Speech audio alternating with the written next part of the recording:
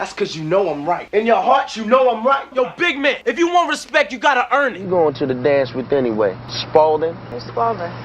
You haven't changed. You still think the sun rises and sets on your ass. Guess what? It doesn't. I'll find a job. I need someone that understands house. They'll learn. I need someone that can control house. Keep looking. Might take a while. Do you remember the last time you saw Tupac? The last time I saw Tupac, the other irony was the night that he got shot. Oh, so you all were in Vegas? Yeah, I saw him like an hour before that happened. That was crazy. Wow. You know, woke up the next morning like, oh, he gonna be all right. You know, Yeah, because we've been through that before. Yeah, rest in peace to the brother. Yes. Remember OMAR EPPS? That brooding Quincy from Love and Basketball? How about a little one-on-one? What we playing for? I score, you strip. Take it off. Take it off. Or the no-nonsense Dr. Foreman on House? I left for a reason. That reason hasn't changed. Sure, he's nailed those intense roles, but trust, there's way more to him than what you've seen on screen. And some of it might just leave you raising an eyebrow. Let's dive into the scandal that had everyone in Hollywood talking back in 2016. OMAR EPPS, the same guy everyone loved as Quincy in Love and Basketball, found himself slapped with a serious lawsuit from actress Donzelle Abernathy while filming Shooter. And that he did it for Atlas, or Phoenix, or whatever you guys called it back then.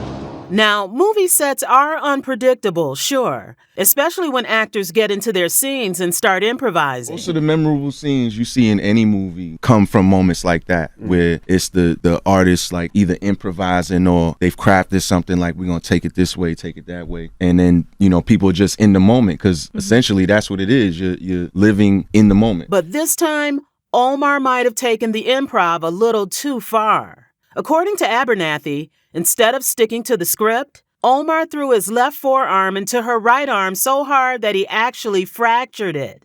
And it didn't end there. Abernathy claims that right after that intense hit, OMAR then dropped her onto the floor, leaving her with painful back injuries. The set went silent.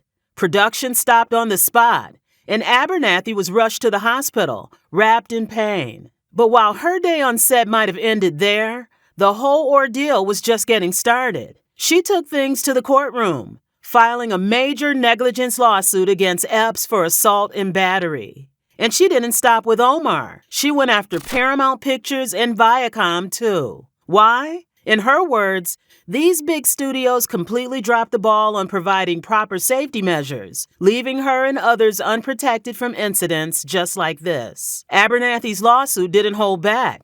She went after compensation for everything from medical bills to punitive damages, and it threw serious heat on the risks actors take on set. The whole situation blew up, and fans were buzzing. What really happened that day? Was it just a case of improv gone wrong, or was there more to the story? Now, you'd think that was enough drama for OMAR, right? Not quite. But before we dive into more scandals, let's rewind a bit and get into his background. OMAR Hashim EPPS, now 51, burst onto this earth on July 20th, 1973, in the vibrant streets of Brooklyn, New York. His early life was anything but boring, marked by a whirlwind of moves and changes. When his parents called it quits, it was his mom, Bonnie Maria EPPS, who stepped up to the plate. A dedicated school principal, Bonnie was a force of nature, tough but loving, and she made sure her son was on the right path. But don't get it twisted. While Bonnie had a big influence, OMAR was all about carving out his own lane. This kid had creativity bubbling out of him.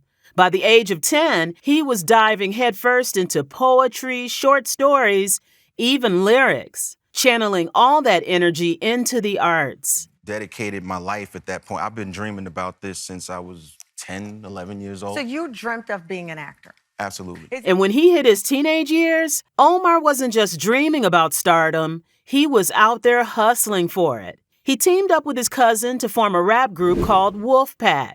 Using a mind as a weapon, all around down for mines. Getting his start in the game and flexing those creative muscles. Writing and performing were in his blood, but acting? That's what really caught his eye. So he took a leap and enrolled at the prestigious LaGuardia High School of Music and Art and Performing Arts, where he started mapping out a future that would put him in the spotlight. Now, if there's one person who played a major role in Omar Epps' high school days, I know Omar. What do you mean, high school? I know him since high school. it's none other than Marlon Wayans. Omar! Look at it, Omar! Yeah, you know. Looking good, brother. I mean, it's a little weird because we grew up together. We've known each other since we were like 11 years old. Yes, that Marlon Wayans. But don't get it twisted. Their friendship didn't start out all warm and fuzzy. Oh no, it kicked off as a full-blown rivalry between two ambitious young bucks with big personalities. One day in the locker room, things got heated. Words flew, and before they knew it, they were caught in a headlock, refusing to let go. We actually didn't like each other until we almost fought. And we was in the lock one, and then we got each other in the headlock. Yeah, we got to the stalemate. Yeah. But here's the kicker. They realized they had the same fighting style. Can you believe that?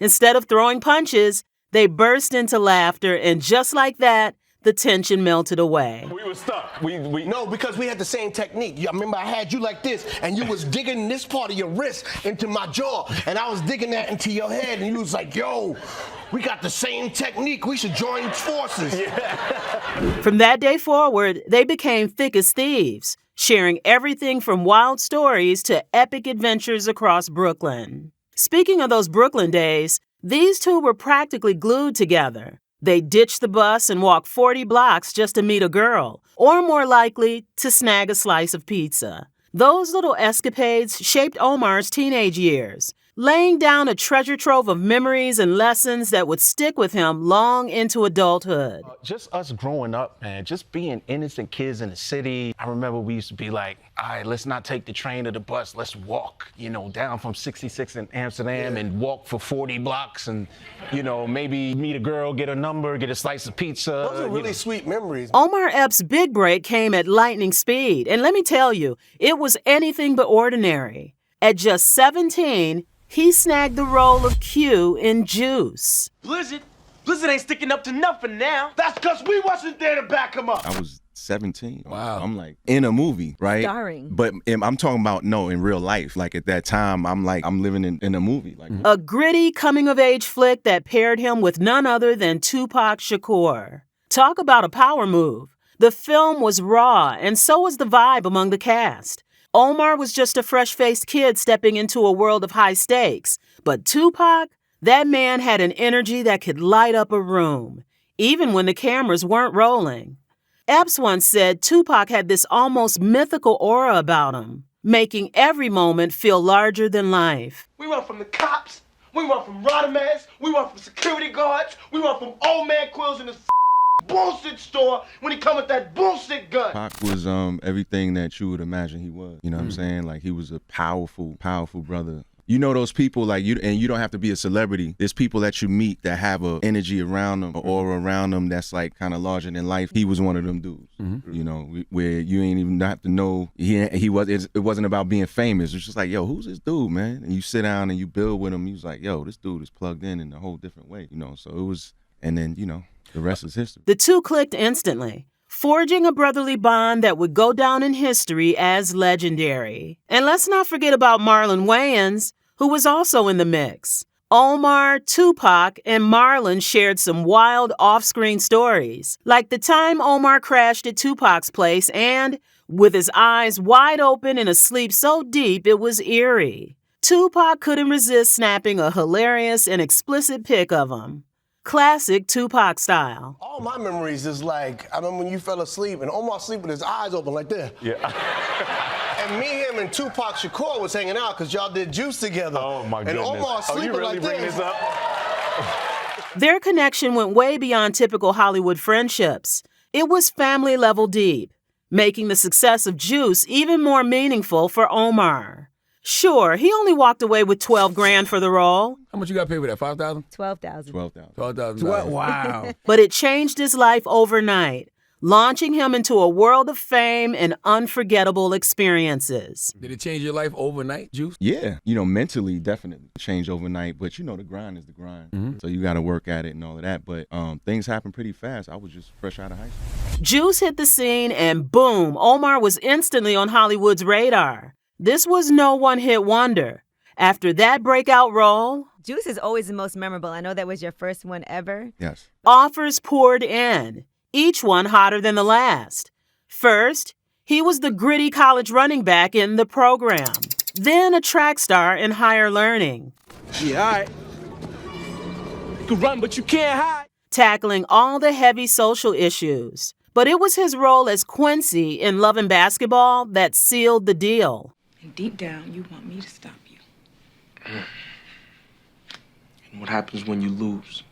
That character, iconic. People couldn't get enough. And suddenly Omar wasn't just an actor, he was a household name. To this day, he's still Quincy to a whole generation of fans who keep falling for that role over and over. I know some guys dog their wives, but man, I never thought my papa would do something like that.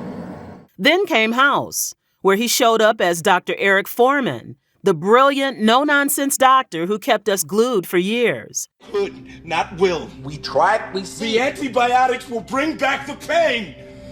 The show wasn't just a gig. It became his bread and butter, winning him 2 NAACP Image Awards and making him a TV legend. And here's a fun little nugget. Omar's been in at least one movie or TV show every single year since Juice dropped in '92. If we was there, it'd be 5 dead niggas instead of 1. He's the definition of steady work, which is why he says he doesn't have a favorite role. He gives every one of them the same dedication. I feel like each role is a piece of a mosaic that's a bigger thing that will be done once it's said and done, once my time on this earth is done. So I don't have a favorite role. I pour the same amount into every role that I pour into the next one. And for me, but as you know, there's nothing like the first. OMAR EPPS may have a stellar career, but let's not pretend the drama hasn't come knocking. And 2021, that one brought a whole new level of bizarre. Out of thin air, Omar found himself tangled in a jaw-dropping restraining order mess filed by a random guy from Los Angeles. This guy, 36 at the time, didn't just throw around casual accusations. No, he claimed that Omar had somehow broken into his jail cell, cozied up on his lap, and harassed him. Yes, you heard that right. OMAR EPPS breaking into jail cells and getting way too close for comfort. The whole thing sounded like something out of a surreal soap opera. Omar's reaction? Total disbelief.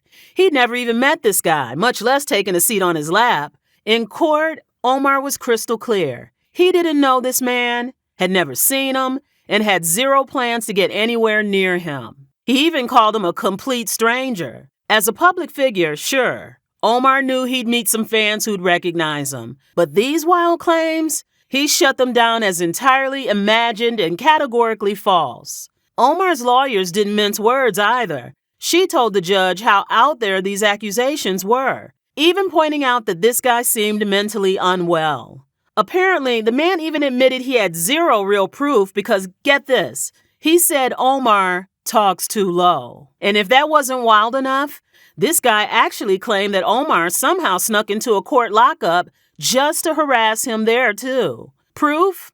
Absolutely none. The judge wasn't buying a second of it and threw the restraining order request right out, leaving Omar free and probably as baffled as the rest of us. Outside the courtroom craziness, Omar's got a softer side. He's been married to Keisha Spivey from the R&B group Total since 2006. But they go way back, over 30 years, in fact. They started as just friends, keeping it strictly platonic for years before finally turning up the romance. Now they're raising 3 kids together, and Omar's all about being a dad. He said every one of his kids was born out of love. All my kids was born out of love, and my oldest daughter's mom's, God bless her dad, she passed away, but we wanted to have one. And fatherhood? It's serious business to him. He even wrote a book, From Fatherless to Fatherhood. talking about growing up without a dad and wanting to change that cycle for his own family. The name of your book is From Fatherless to Fatherhood. Yeah. You did all of this without a dad being in your life. Yeah. So now, how strong is your mom or how strong is your family to keep you on that right road to teaching you how to be a man? I wouldn't be here without moms. You know, my mom's is educated in the Board of Ed for 30 years. Mm-hmm. Everybody from New York that was around in that time, you know who my mom's is. She taught a lot of people. At just 12 years old, Omar met his father for the very first time. So when I meet my pops when I'm 12, my little sister is 6 weeks old from, his girlfriend at the time. A moment that could have been the start of a real bond, right? Growing up without him had been no walk in the park, but young Omar was ready to give it a shot. Over the years, he kept trying to connect, reaching out to build something real. But let's just say his dad wasn't exactly giving warm and fuzzy vibes. His father, who was Muslim, We go past the mosque on Fulton because my father was Muslim. always seemed distant, like he didn't know how to make that father-son connection. Omar put in the effort, but it was a one-sided climb. And eventually, his father passed before they could ever get close. Then when I'm 25, try to reach back out. 29, try to reach back out. So throughout my life up until, and God bless his dead, my pops just passed recently too. I tried to not make amends, but build a relationship. He just didn't want that relationship. I don't know, bro. I can't say he didn't want it. I don't think he knew how to have it. It's a tough pill to swallow, but Omar's found peace with it, even if that family tie never quite fell into place. I had the peace years ago. You can't fabricate what's real, you know what I mean? I had tried to reach out to him and tried to build some sort of relationship with him throughout the years, and I found peace with this just is what it is. Let it be, this is what it is. That's not on me, that's on him. OMAR EPPS has done more than just keep his career alive. He's stacked up a cool $15 million while he's at it. From Quincy and Love and Basketball Make me feel. I don't hear you talk. to Dr. Foreman on House, But I'm pretty sure I can sue if you fire me for not breaking into some lady's house. Omar's played some seriously iconic roles that fans can't get enough of. And as much as people have begged for a Love and Basketball reboot, Omar's shut it down, saying it'd be way too messy to pull off with the weight of the original hanging over it. And I know you've been asked this before about a follow-up to Love and Basketball. You said it would be too difficult or big, challenging to do. Is there any forwarding thought? As 25 years will be very soon. It's like you can't replicate a great meal, right? You can't, the song Reasons, just don't remake it. Just leave it alone. I'm with you. You see what I'm saying? I'm with you on it. I think, humbly, Love and Basketball is one of those pieces where you just leave it alone. I agree. So what's he leaving behind? Those unforgettable roles? Yes. But also a rep as the guy who threw himself into every character, the loyal friend from way back, and the actor who's still as sharp as ever. With a career like his, his legacy isn't just talent and hard work. There's a touch of drama mixed in, too.